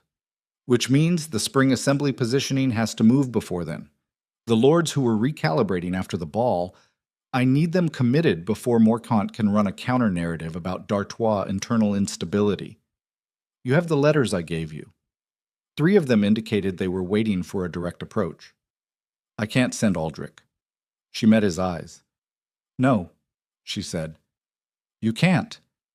The silence between them held the weight of what wasn't being said yet, and she could see him arriving at it. The specific shape of a man who had spent his entire adult life building a system that ran through one trusted point, discovering that the point was compromised, and that the system's survival now required a restructuring he had not planned for and could not do alone. He looked at her. She looked back. "The household authority," he said, "has always technically been household only. I'm expanding it." She did not react visibly, which was the right response, and also, she recognized with the clear interior honesty she extended only to herself, required more discipline in this moment than most things had required from her in a long time. "Aldrich's administrative function," she said, "the correspondence, the external contacts management, everything he touched. That's a significant transfer." "I'm aware." "Lucien." She said his name without armor on it, which was something she had not done before, and she felt them both register it. "This isn't just administrative. If I take Aldrich's function, the court will read it as a political elevation. It changes what I am in this empire. It changes what our marriage looks like from the outside." He held her gaze without flinching. "I know what it changes." "And you're decided." "I've been decided about considerably more than the administrative function for longer than I've been comfortable with," he said, and it was the most direct thing he had ever said to her. And it landed in the interior place she had been keeping sealed for 12 weeks, with the force of something the seal was no longer quite adequate to contain. She looked at him for a long time. "All right," she said. She gathered the records from the table and put them in the secure case she had brought. Her hands were steady. They were always steady. She stood to leave, and she was at the door when the pain started. It was not dramatic at first. A tightening, low and deep, that she tried in the first second to categorize as fatigue, 12 weeks of pregnancy, 2 in the morning, 6 hours at a desk in a cold study. She stood with her hand on the door frame and tried to breathe through it. Then it got worse. "Evelyn," Lucien's voice, sharp and immediate, from behind her. She turned, and she must have been showing something on her face because he was already standing, already moving, and she said, with the last available fragment of systematic calm, "I think—" She didn't finish the sentence. He crossed the room in 3 strides and caught her before she reached the floor, and the records case hit the stone with a sound like something breaking, and she was aware of his voice saying her name with a quality in it she had never heard before. Nothing controlled in it, nothing managed, just the raw sound of a man for whom the system that ran everything had just failed in the only direction that mattered. And the pain was a white pressure that erased the room around the edges. And the last clear thing she thought before everything narrowed to the center was that she had not, in all her systematic preparation for every contingency of this marriage, prepared adequately for this. And that she was afraid. He carried her through the castle himself. He did not wait for servants. He did not call for Fenwick or send for the physician from the other end of the corridor and stand back while the appropriate people handled it. He picked her up from the floor of his study with his arms under her back and her knees, and he walked, fast and direct, through the corridor toward her rooms. And the two servants who saw him in the hallway at 2 in the morning pressed themselves against the wall and stared with the wide-eyed attention of people watching something they understood was not normal. He was not thinking clearly. He recognized this the way you recognize a storm from inside it. Not as analysis, but as the specific sensation of a system that had been running controlled and organized for 31 years, suddenly running on something rawer and faster and much less manageable. She was conscious. Her eyes were open and her face was the tight white of someone managing serious pain with everything available, and she had one hand gripping his arm with a force that told him the management was costing her considerably. "I'm all right," she said, through her teeth. "You're not." "I'm telling you I'm all right, so you don't—" "I heard you." He pushed open the door to her rooms with his shoulder. "Stop talking." He got her onto the bed and she released his arm and he straightened, and the handprint she'd left on his sleeve was white-knuckled deep, and he looked at it for a half-second and then turned and went to the door and said, into the corridor at a volume that was not quite a shout, but carried the specific force of a command that expected immediate compliance. "Get the physician, now, and send for Marta." The physician arrived in 6 minutes. His name was Callum. He had served Ravarin for 12 years, and he had the unflappable steadiness of a man who had seen most of the things a human body could produce in a crisis and had developed a working relationship with all of them. He examined Evelyn with quiet efficiency while Lucien stood in the corner of the room and did the thing he did least well in his entire life, which was nothing. He was not a man who stood in corners. He was a man who moved through rooms and situations with the organizational force of someone who had never once encountered a problem that didn't yield to sufficient pressure or sufficient intelligence. And he stood in this corner and watched Callum work and felt the walls of that identity press against something that would not yield to either, and the feeling was unlike anything he had experienced in 21 years of running an empire.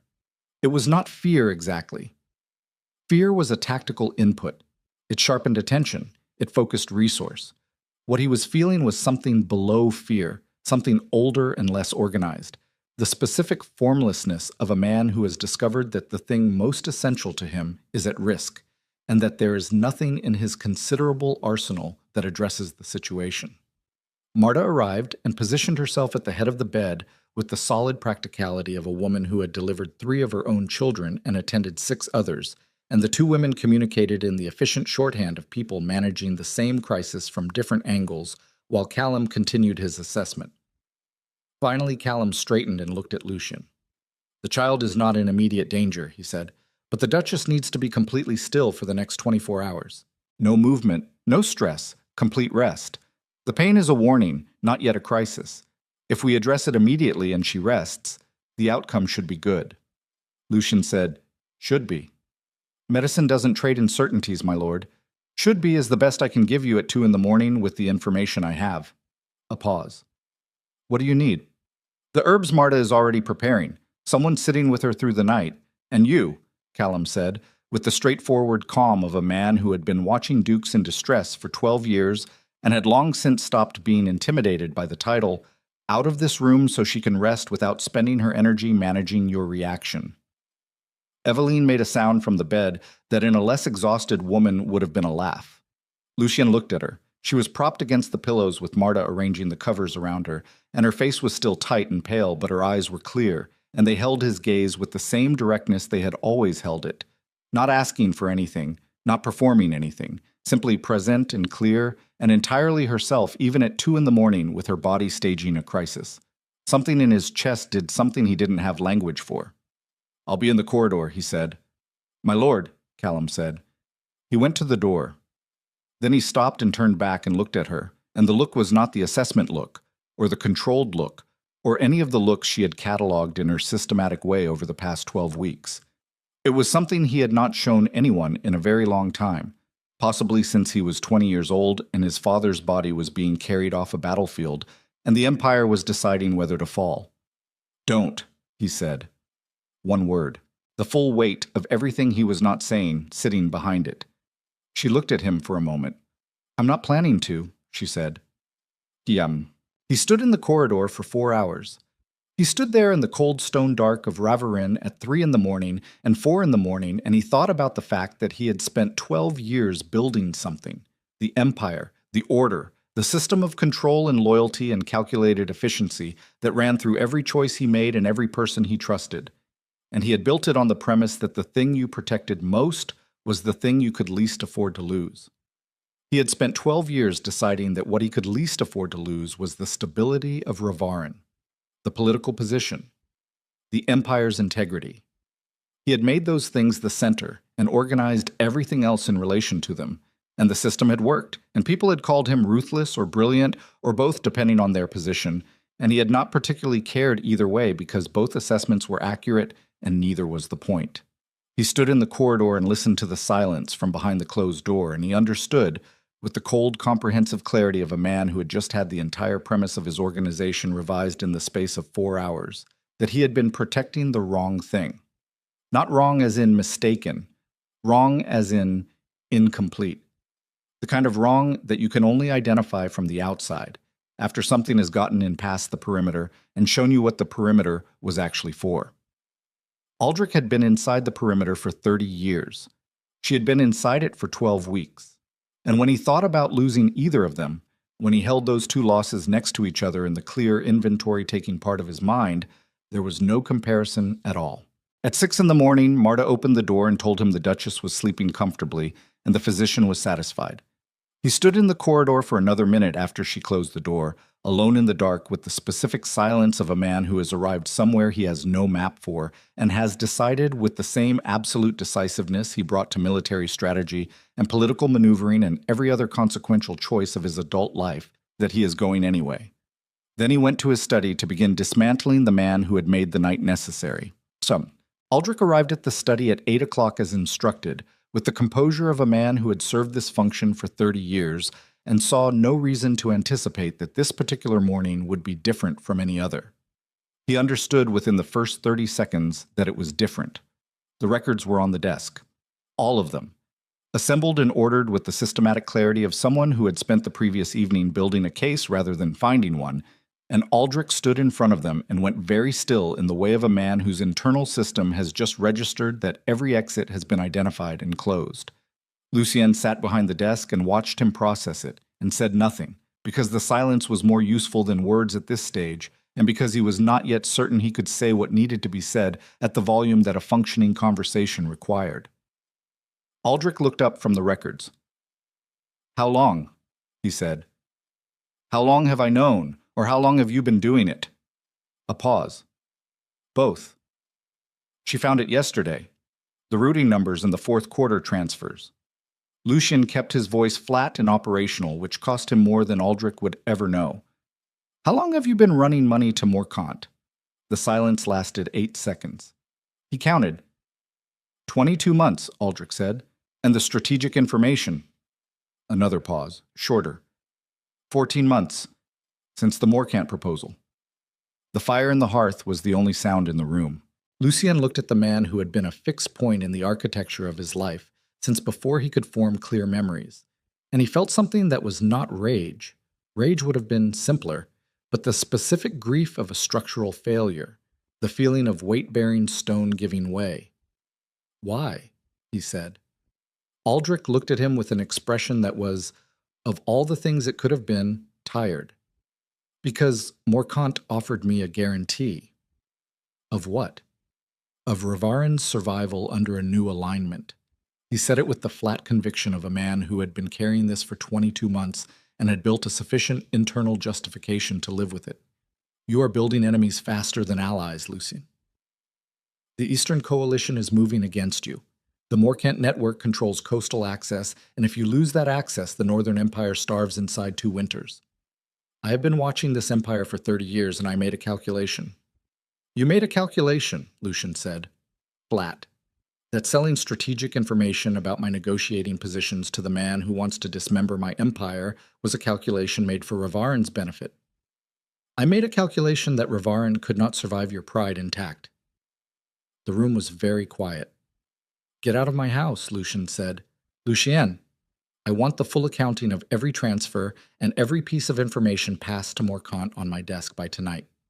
You will provide this because if you don't, I will pursue this through the imperial courts, and I will pursue it completely, which means everything, including Morcant's exposure, which will damage more people than just you.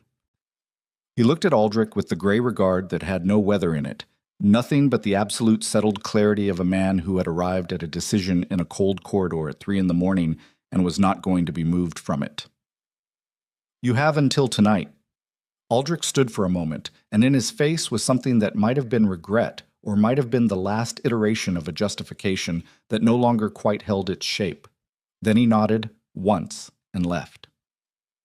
The full accounting arrived at 6 in the evening. Lucien read it in the study where Evelyn had collapsed 12 hours before, and the scope of it was worse than he had quantified the previous night, and better than his darkest estimate.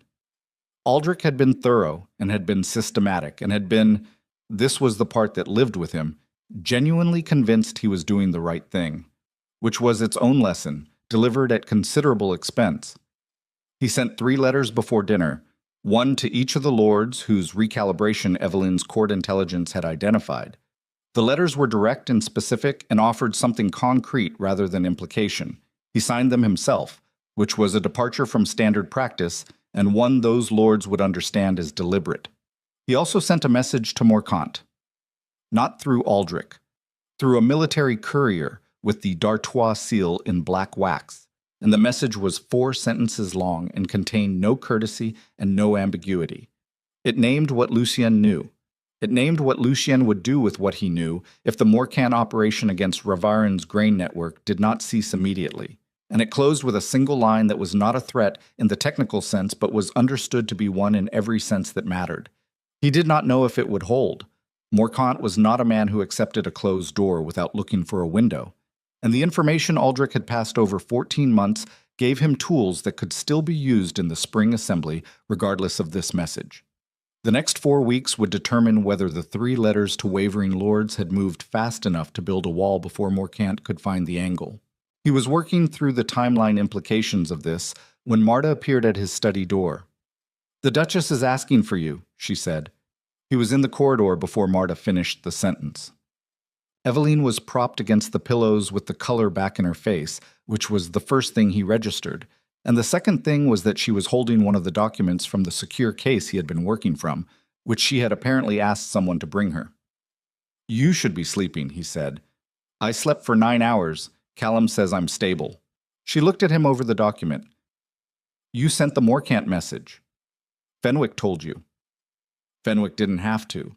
The military courier seal on the dispatch record was visible from the bed. She set the document down. Was it the right timing? He sat in the chair beside the bed, which was not where he would normally position himself, but felt correct in a way he didn't interrogate. "I don't know yet. It will depend on whether the assembly letters move fast enough." "They will." She said it with the same flat confidence she used for the estate accounts, the same certainty she brought to things she had thought through completely. "Lord Caewin was waiting for a direct approach from you personally. He'll commit within 48 hours of receiving it. Once Caewin commits, Aldenmore and Vethrin follow. They've been watching his position all season." He looked at her. "You knew this before last night," he said. "I knew it before the ball. I've been waiting for the moment to tell you." She held his gaze. "I was working up to recommending you write those letters yourself. Aldrich would have drafted them. I'm glad he didn't." The fire made its sound. Outside, Ravarin's winter pressed against the windows with the patient permanence of something that had been there long before either of them and would be there long after. "How are you?" he said. Not the operational question. The other one. She looked at him for a moment.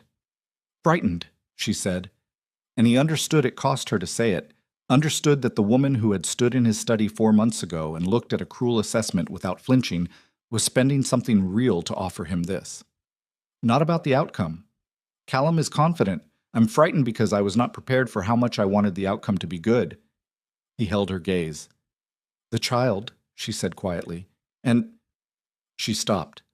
The word she didn't finish sat between them with the same quality as the unfinished word in the ballroom, both of them in the same room as it, neither of them yet at the place where it could be said directly. He reached out and put his hand over hers on the coverlet. Not a gesture he had a history of making, not something that came from his managed system of controlled, purposeful action. It came from the place that the corridor had opened at 3 in the morning, the place that had no operational vocabulary and needed none. She looked down at his hand, then back up at him. "Lucien," she said. "I know," he said. And for the first time in this specific and consequential 12 weeks, that was enough. 3 hours later, the rider arrived. Lucien heard the horse in the outer courtyard from the corridor, the specific urgent rhythm of a dispatch horse ridden hard, not the regular gate change pace of scheduled correspondence. And he was at the window when the rider came through the gate with the Morcant crest on his dispatch satchel, which was wrong, deeply wrong, because Morcant should not have had time to respond yet, which meant this message had been sent before Lucien's message arrived, which meant Morcant had been moving before the confrontation with Aldrich, which meant the timeline Lucien had calculated was not the timeline Morcant was operating on. He was at the study door before Fenwick reached the corridor. "Bring it to me," he said. "Now." The message was 2 pages. He read it standing, and the specific quality of stillness that came over him as he read was the same quality that came over a military commander reading an engagement map and realizing that the enemy has been positioned for an hour while you were still planning the approach. Morcant had not been operating on the grain network as his primary instrument. The grain network had been the distraction, the thing that kept D'Artois' attention on the financial exposure while the actual play developed underneath it.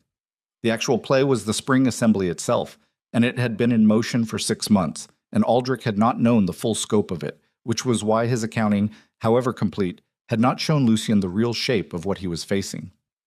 Morcant had spent 6 months building a formal petition to the Imperial House, a petition that named Lucien d'Artois by name, that cited specific military decisions from the Northern campaigns 12 years ago, decisions that were, in the historical record, defensible but not unambiguous, and framed them as evidence of governance by coercion rather than legitimate authority.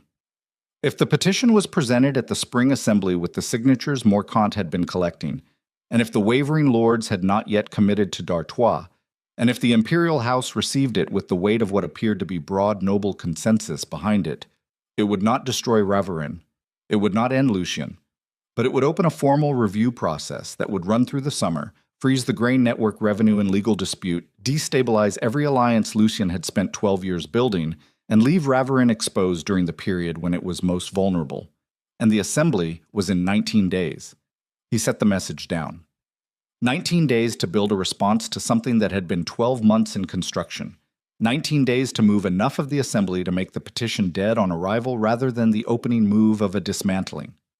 19 days without Aldrich, with Evelyn confined to bed, with Morcant already in position. He stood in his study at 10 o'clock at night and looked at the ceiling and felt the full weight of it settle. Not panic, nothing as disorganized as that, but the specific heavy clarity of a man standing at the exact edge of what he had built and looking at everything arrayed against it. He had been here before. At 20, on a different battlefield, with less at stake and less to lose, and the specific advantage of a young man who does not fully understand the cost of failure. He understood it now. He picked up a pen. The first letter he wrote was to Lord Caewin. It was the most direct thing he had written in 12 years of careful political correspondence. No buffer, no diplomatic construction, no space for interpretation. It named the situation. It named what d'Artois was offering and what d'Artois needed in return. It was the kind of letter you wrote when you had run out of time for anything except the truth. He wrote 4 more like it before midnight. At midnight he stood, and his back ached from the desk, and his hand was cramped from the pen. And the fire had burned down to coals. And he looked at the stack of letters and thought about the woman 2 corridors away, who had spent 12 weeks building something in Ravarin that he had not known was missing, and who had been afraid tonight in the specific way of someone who has decided that something matters, and who is going to wake up tomorrow morning and ask him what was happening, because she always asked and always deserved to know. He thought about what he was going to tell her. Then he thought about Morcant, 2 days' ride south, with his petition and his signatures and his 19 days of preparation, waiting for the assembly with the settled confidence of a man who believed he had already won. Lucien sealed the last letter. There were things a man discovered about himself in the specific gravity of genuine loss. Not theoretical loss, not the managed risk assessment of a strategist calculating acceptable damage, but the real thing, the kind that put its hand through the controlled system and grabbed something that turned out to be load-bearing. He had discovered it in a corridor at 3 in the morning. He had not expected to discover it there. He was not sorry he had. It changed the calculation. Not the strategy, not the specific tactical work of the next 19 days, which was going to be brutal and exhausting and would require every instrument he had, but the thing underneath the strategy, the reason the strategy mattered, the weight that made the work worth the cost, that had changed, and the change was permanent. And Morkant, who had been playing this game for 12 months against a man who was fighting for an empire, was now going to discover what it looked like to fight a man who was fighting for something he loved. He put on his coat. He picked up the letters. And Duke Lucien d'Artois walked out of his study into the cold corridor of Ravarin Castle and went to find his courier. And the look on his face was something the servants who saw him that night would describe later in the months and years after as the look of a man who had decided something that could not be undecided, and who had discovered at considerable cost that he was considerably more dangerous for it. The 19 days were the hardest work of his life, and he had lived a life that was not short on hard work. He slept 4 hours a night, sometimes 3. He wrote letters that he had never written before in the specific sense that they required him to be visible in ways he had spent 12 years learning to avoid. Direct about need, direct about what he was offering and what he was asking for in return, stripped of the diplomatic buffering that allowed powerful men to negotiate without appearing to need anything. He had always understood that appearing to need nothing was itself a form of power. He was discovering at considerable speed that there was a different form of power available to a man who had decided that the appearance was less important than the result. Lord Caewin committed on the 2nd day. Aldenmore on the 4th. Vethrin took until the 8th, which was later than Evelyn had predicted and earlier than Lucien had feared, and when the letter arrived with Vethrin's seal, he sat with it for a long moment before he read it, in the specific way of a man who has been running on tension so long that the arrival of good news requires a moment of recalibration. He read it. Then he took it to Evelyn's rooms, where she had been confined to bed for 8 days and was managing this confinement with the concentrated discipline of a woman applying her full systematic capability to the task of staying still, which meant she had reorganized the household correspondence workflow from her bed and was managing 3 active administrative projects through Oren and Marta and a young secretary named Petra, who had been promoted by necessity and was discovering, under Evelyn's quiet supervision, that she was considerably more capable than anyone had previously thought to tell her. He set Vethrin's letter on the bed beside her. She read it. She looked up at him. "That's enough," she said. "It's enough to make the petition contestable. It's not enough to make it dead." "It will be dead." She said it with the flat certainty she brought to all her assessments, and he had learned in 19 days what he had only partially understood in the 12 weeks before them, which was that her certainty was not confidence performing as certainty. It was the specific product of a mind that had done the calculation completely and was reporting the result. Morkant needs 7 more signatures to reach the threshold for a formal imperial review. He has 5. The 3 you've moved account for 4 of the 7 he would have had. He cannot reach the threshold now without lords who have already committed to you, and lords who have committed to you publicly will not reverse that commitment for Morkant without cause you haven't given them. Lucien looked at her. "You've been tracking his signature count from your bed." "I've been tracking it since the ball. I had a working estimate before you found out about Aldrich." She met his gaze. "I didn't tell you because I was waiting to see if my estimate was right before I offered it as certainty." He stood in her room with the winter light coming through the window behind him, and he thought about the specific texture of the last 19 days, the letters, the sleeplessness, the courier rides back and forth, the weight of managing an empire in crisis without the man who had managed it alongside him for 30 years. And he thought about the fact that she had been carrying this number in her head since the ball, quietly, the way she carried everything, without seeking credit for it or deploying it prematurely. "Was your estimate right?" he said. "Close enough." A pause. "I was off by 1 on Aldenmore's timing." He sat down in the chair beside her bed. Not the operational posture of a man conducting a briefing, just sitting, in the specific exhaustion of someone who had been running on purpose and adrenaline for 19 days and had arrived at a room where neither was required. She watched him sit. "When did you last sleep?" she said. I sleep. 4 hours is not sleep. It's a postponement. It's sufficient. Lucien. His name in her mouth, still with that quality it had taken on since the night she had said it without armor, the quality that meant she was about to say something that cost her something to say. The assembly is in 2 days. Morcant's petition will fail. The empire is not going to fall. You can sleep. He looked at her for a long moment. The winter light was doing the thing it sometimes did in this room, catching the specific angle of her face, the planes of it behind the glasses she wore because she needed them to see. And he thought about the library months ago, and the ballroom, and the carriage, and the corridor at 3 a.m, and the 19 days. And he thought about all the things he had built in his life, and the specific and complete failure of any of them to prepare him for this particular room with this particular person in it. After the assembly, he said. She held his gaze. Then she nodded, because she also knew when to push and when to let a thing be, which was one of the many things about her that he had no adequate accounting for. The spring assembly convened on a gray morning that smelled like the last edge of winter finally considering its departure. Luciide. Ian arrived in the assembly hall with the 3 committed lords, Kaiowin, Aldenmore, Vethren, and 7 others whose positions had been shored up in the previous 19 days, and the specific geometry of the room shifted when he walked in. The way it always shifted, but differently now, with a weight behind it that was different from the weight of a man who ruled by fear. Fear produced a particular kind of room geometry, careful, watchful, arranged around the avoidance of a center. What he saw now was something else, something that looked, he thought with the detached part of his mind that never stopped observing, like men who had been directly approached and directly offered something real, and had decided that was worth standing beside. Morcant was already there. He stood with his delegation on the far side of the hall, and when Lucien entered he looked across the space at him with the assessment of a man running a rapid recalculation. Lucien could see him counting the lords at Lucien's back, counting the signatures he had lost, arriving at the number that Eveline had arrived at from her bed 2 days ago, the number that made the petition unviable. Morcant's face showed nothing, which was the professional courtesy of a man who understood that showing what he was feeling in this room would cost him more than swallowing it. But in his eyes, in the specific quality of his stillness, Lucien read the recognition. The play had failed. The assembly proceeded through its formal business with the organized efficiency of an institution that had been managing the competing interests of powerful men for generations, and had developed sufficient procedural armor to do so without catastrophe.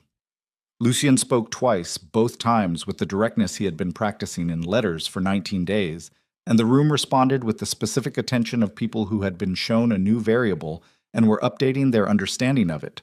When the moment came for Morcant to present his petition, he did not.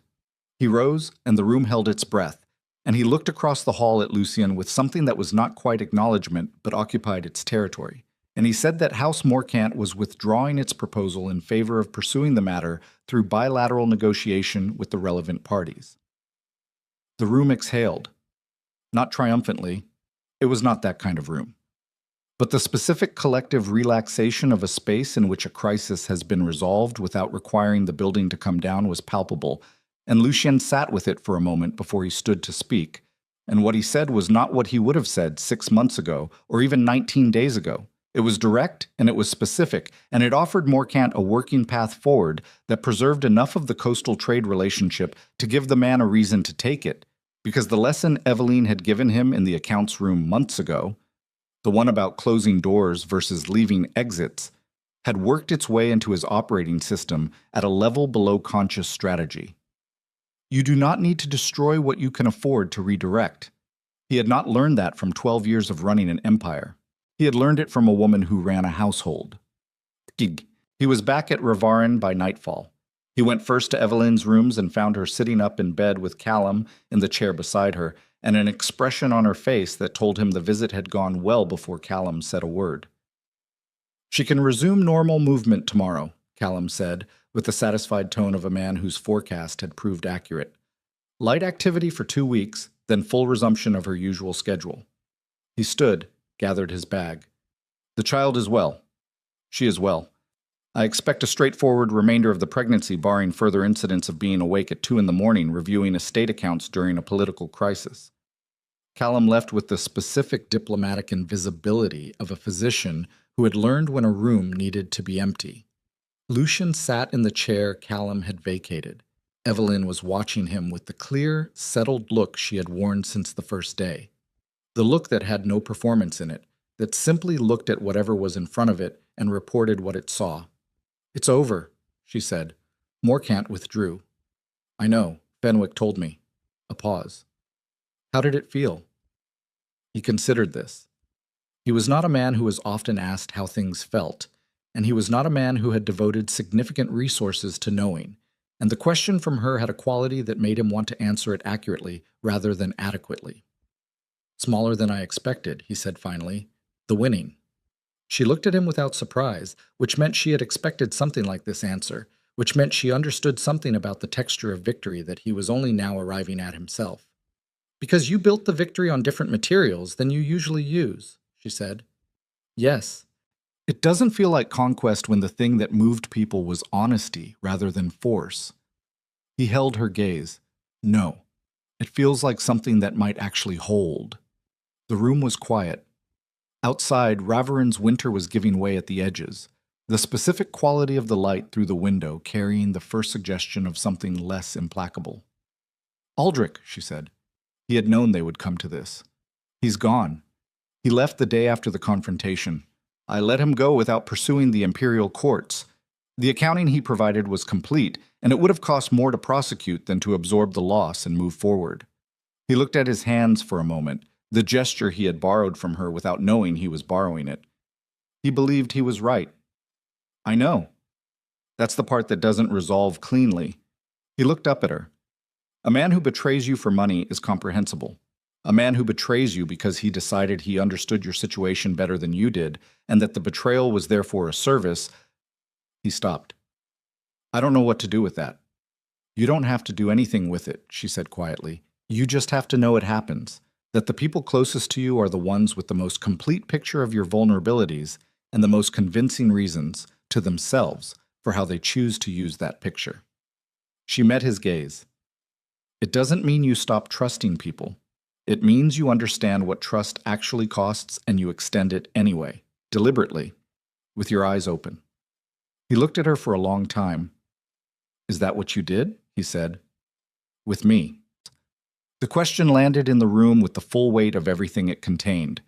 The first meeting, the cruel assessment, the months of systematic building in a castle that hadn't been built for her, the nights and the crisis and the 19 days.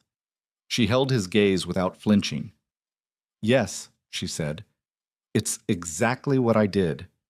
He reached out and took her hand, the same gesture he had made the night before the assembly, the gesture that had no operational vocabulary and needed none, and he held it with the deliberate care of a man who understood now what he was holding and what it had cost to still be holding it. "I was wrong about you," he said, "from the first day. I want you to know that I know it." "I know you know it." "I need to say it plainly." She looked at him. "Then say it plainly." He held her gaze and he said it. Not the version that managed the vulnerability, not the version that preserved the distance, but the plain version, the one that came from the place the corridor had opened at 3 a.m. and that had been making decisions for him ever since. He said it in the raw American cadence of a man who had finally run out of diplomatic construction, and it was not elegant, and it was not composed, and it was the truest thing he had said in 12 years. She listened to all of it. When he finished, the room was very still. Then she said, "I know. I've known for a while." And the look on her face was the look of a woman who had spent 24 years learning to expect very little from the world, and had arrived, through the specific and unlikely route of a political arrangement and a bankrupt estate, and a man who had called her plain on the first day, at something she had not planned for and could not systematize, and had decided, with every clear-eyed instrument she possessed, to keep. Their son was born 6 weeks later, on a morning when the last snow of the season was melting off the castle walls, and the courtyard had the specific smell of stone releasing winter. The labor was long and hard, and Lucian sat outside the door for 11 hours, and the servants who passed through the corridor gave him a wide berth. Not because he was frightening. He was not frightening in the way he had once been frightening, but because there was something about him that required space, the specific gravity of a man for whom the hours were each their own weight, and who was carrying all of them simultaneously. He thought, in those 11 hours, about the things a man accumulates in the space between who he was and who he is, and whether the accumulation is worth the cost of what it takes to get there. He had spent 12 years deciding that the only ledger worth keeping was the one that measured power and stability and the integrity of what he had built. He had been wrong about this in the specific way that a man can be wrong about the premises of his entire adult life. Not completely, not in a way that erased the value of what he had built, but in a way that revealed it as insufficient. A foundation without a structure without anything worth sheltering inside it. The door opened at 11 hours and 14 minutes. Marta looked at him with the expression of a woman who had been in that room and knew what it had cost and was not going to pretend otherwise. "She's asking for you," she said. He went in. Evelyn was exhausted in a way that was visible in every line of her, the specific deep exhaustion of a body that has done something it was built for, but that takes everything available to do. Her hair was loose, and her face was bare, and she was not wearing her glasses, and she was holding a child in the crook of her arm with the careful, deliberate tenderness of someone still learning the weight of a new thing. She looked up when he came in. He crossed the room and sat on the edge of the bed, and looked at his son, who was red-faced and new and was making the specific sounds of a creature that has just discovered the world is louder and colder than wherever it was before, and has not yet decided how it feels about this. "He's healthy," Evelyn said. "Callum says he's perfectly healthy." Lucian looked at his son for a long time. Then he looked at Evelyn, and the look was the one she had seen in the library and the ballroom and the corridor and all the accumulated places between those and here, except that it was not restrained now, not held back by the controlled system or the managed distance or the 31 years of architecture built specifically against being moved. He put his hand against the side of her face, carefully, the way you touch something you are aware of the value of. "You are not plain," he said. "You have never been plain. I want you to know that I know that too." She looked at him, and her eyes were very clear. "I know what I am," she said. "I've always known. I was waiting for you to." He stayed beside her until she slept, which was not long. The exhaustion was too complete for anything except surrender to it. And he sat in the chair with his son in his arms, and the fire burning low and Ravarin settling around them in the way that old stone settles, patient and permanent. And he held the child with the careful, deliberate attention of a man learning a new kind of weight and finding it, against every prior expectation, the weight he had been missing. The second Royal Winter Ball came 6 months later, at the end of a summer that had rebuilt what winter had damaged. The grain network ran cleanly under Evelyn's administrative restructuring, the revenue transparent and accountable in a way it had not been for 2 years. The 3 committed lords had become 7, then 12, and the d'Artois position in the spring assembly had shifted from contested to foundational in the specific way that positions shift when they are built on something people have decided they can trust, rather than something they have decided they cannot afford to oppose. Morcant had taken the bilateral path. It was slow and occasionally contentious and was being managed by a new secretary named Petra, who had turned out to be exactly as capable as Evelyn had suspected, and who negotiated with the quiet, precise confidence of a woman who had been taught by the best. They traveled to the capital in their own convoy, which was larger now, and when they arrived at the residence, Evelyn organized the household with the same efficient attention she brought to everything, while Lucien handled the formal calls, and they crossed paths in the corridor on the evening before the ball, and he stopped and looked at her in the way he looked at her now, which had no distance in it. "Are you ready?" he said. "I've been ready since the last one," she said. He offered his arm. She took it. Ouch. She wore dark red this time, the color of something decided rather than something offered, and she wore her glasses because she needed them to see, and she entered the ballroom at Lucian's side with her back straight and her chin level and the specific quality of presence that had been there all along and had simply been waiting for a room that deserved to see it. The court saw her. The ripple moved through the room differently than it had at the winter ball. Not the uncertain recalibration of a room encountering an unknown variable, but the specific recognition of a room acknowledging something it had underestimated and was revising its understanding of. She saw the revision happening in real time. in the turning of heads and the shift of conversations, and the specific attention of men and women who understood power well enough to read its new configuration. Lucien felt it beside him. He had always known how to read a room.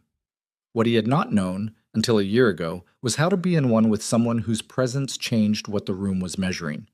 They moved through the evening with the ease of people who had survived something together and had arrived on the other side of it with the specific confidence of survivors. Not triumphant, not performing, simply present in the way that people are present when they no longer need the room to tell them what they are. Cassian Morcant approached them at the second hour. He was alone, which was its own statement, and his face carried the expression of a man who had decided that this particular piece of business needed to be handled in the direct style rather than the oblique one. He looked at Evelyn first. My Lady d'Artois. The name this time was correct. Duke Morcant, she said pleasantly. He held her gaze for a moment with something that was, she thought, as close to respect as his architecture allowed, and she received it the way she received everything, clearly, without inflation, for exactly what it was. He looked at Lucien. The new terms Petra sent last week. Are you accepting them? I'm accepting 2 of the 3. The coastal access clause needs revision. Petra will be in contact. Morcant nodded once. He looked between them both with the expression of a man who had played a very long game and arrived at the board in a different position than he had planned for, and who was capable enough to recognize that the position, while not his preferred one, was workable.